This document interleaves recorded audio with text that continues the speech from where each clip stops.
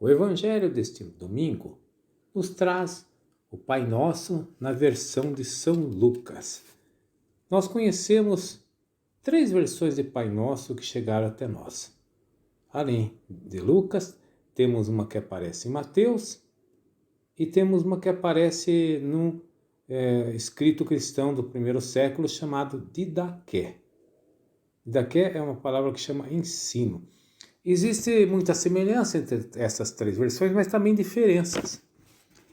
Por exemplo, a versão mais curta é a de Lucas. De Mateus tem 7 petições, a de Lucas apenas 5.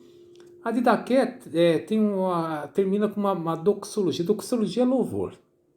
Pois vosso é o reino, o poder e a glória para sempre. Uma pergunta que podemos fazer: qual dessas versões é a mais antiga?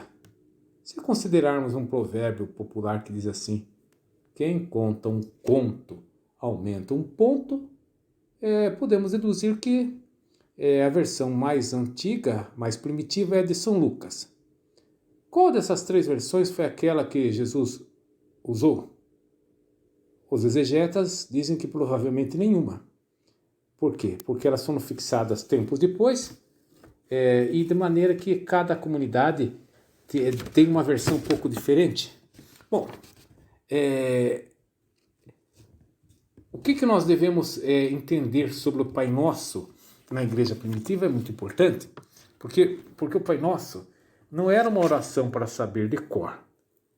Aliás, isso já a gente nota já no primeiro versículo, porque nós vamos ver que os discípulos chegam para Jesus. Essa é o contexto que Lucas coloca para o Pai Nosso. Talvez o contexto mais exato, porque o Evangelho de Mateus vai colocar o Pai Nosso no contexto do Sermão da Montanha. E Lucas vai dizer assim: então os discípulos viram Jesus rezando e depois disseram: ensina-nos a rezar como João Batista ensinou também os seus discípulos. Ora, notem aí que a expectativa dos discípulos era uma e de Jesus era outra preocupação. Os discípulos queriam uma espécie de uma fórmula que desse identidade para o grupo. E Jesus não ensinou propriamente uma forma. Ele ensinou uma maneira de rezar. Isso a comunidade cristã primitiva, já comecei a dizer e me interrompi, ela chegou por esse caminho, porque veja só, eles tinham uma cerimônia que eles chamavam entrega do Pai Nosso. Os catecúmenos que iam receber o batismo, eles recebiam o Pai Nosso pouco antes de receber o batismo, e eles consideravam o Pai Nosso uma espécie de síntese de toda a doutrina cristã. A maneira de Jesus ensinar sua pedagogia é pelo bom exemplo. No Evangelho de Mateus, Jesus aparece 7 vezes rezando. Então, é esta maneira que Jesus escolhia para ensinar as coisas. No judaísmo antigo, tinha muitas orações.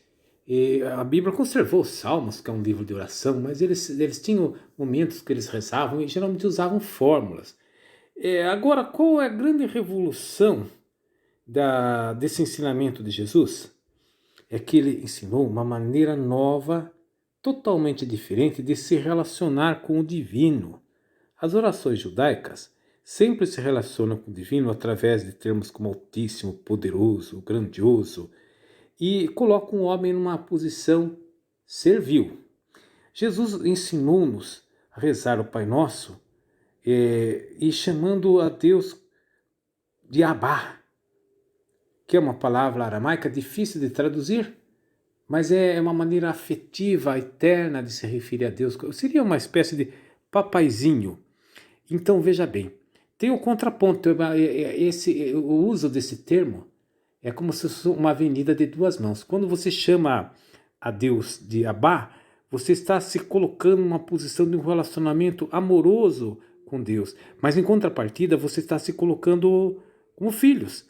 Você sabe que o filho é aquele que carrega o DNA do pai. Então nós carregamos o DNA divino. Esse DNA divino é o amor de Deus, é a misericórdia divina. Um santo católico que melhor compreendeu o Pai Nosso, sem dúvida, foi São Francisco. Os biógrafos dizem que São Francisco gostava de rezar, como na Idade Média era comum, você pegava uma oração sabida de cor e que ia tirando as orações e fazendo meditações parte por parte. Ora, dizem que quando São Francisco ia meditar ao Pai Nosso, ao mal ele pronunciava a palavra Pai, ele já se derramava em lágrimas, não conseguia nunca passar da palavra Pai. Porque ele compreendia a dimensão, a profundidade desta palavra, o que ela significa, a transformação que ela opera em nós, ela nos faz filhos de Deus, nos dando a identidade e a semelhança do Pai eterno. A primeira petição diz: Pai, santificado seja o teu nome. Santificar é consagrar, é separar. E o nome é o que de mais sagrado tem, mas o nome revelado por Jesus não é o Yahvé, aquele inonimável que Moisés conheceu lá na sarça ardente. É o nome de Abá, Pai. E Jesus chamava a Deus só por esse nome. Aparece 184 vezes nos evangelhos. Venha o teu reino, a segunda petição. Não se trata de um reino diferente, mas um reino oposto ao velho reino. O reino velho é o reino da competição, da dominação deste mundo. O novo reino é o reino que nos chama irmão, porque quando você reza o Pai Nosso, ao falar Pai, você se declara também que somos todos irmãos, somos filhos deste Pai misericordioso. O pão nosso cotidiano dá-nos a cada dia. Aí aparece um termo que no grego só aparece no Pai Nosso, epiúcio. A tradução diz pão cotidiano, mas para entendê-lo é bom você pensar naquela passagem do maná.